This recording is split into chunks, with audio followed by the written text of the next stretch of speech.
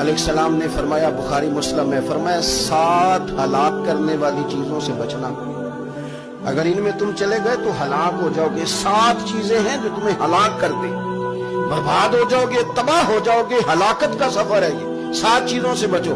یا رسول اللہ صلی اللہ علیہ وسلم، وہ کون کون سی؟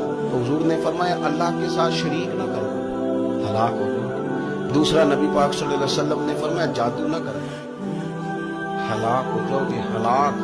اور یار جسے حضور فرما رہے ہیں ہلاک ہو جائے وہ بچے گا؟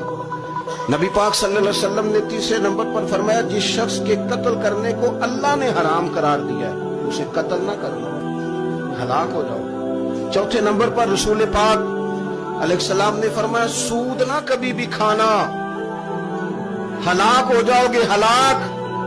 بڑی بڑی دلیلیں دی بینک والوں نے، بڑا سمجھایا تو حاجی صاحب مان گئے، محترم مان گئے، کہنے لگے نہیں جی نہیں، وہ کاروبار میں لگاتے ہیں، بڑے بھولے والے ہیں، پتہ سارا ہے۔ اور دیکھو سب کاموں کے باوجود مستقل بینکوں میں پیسے اس اکاؤنٹ میں رکھے ہوئے ہیں جہاں سے مستقل سود آتا ہے۔ حضور نے فرمایا، نہ کرنا یہ کام۔ تو کہتے میں سود پہ پیسے لے کے کاروبار چمکاؤں گا، تیرے نبی پاک نے تو فرمایا تو ہلاک ہو جائے گا۔ تو کہتا میں میل لگاؤں گا، حضور نے تو فرمایا ہلاکت ہے۔ تو کہتا میں بڑا کچھ کر جاؤں گا تو ہلاکت ہے۔ اچھی طرح سمجھ لیں۔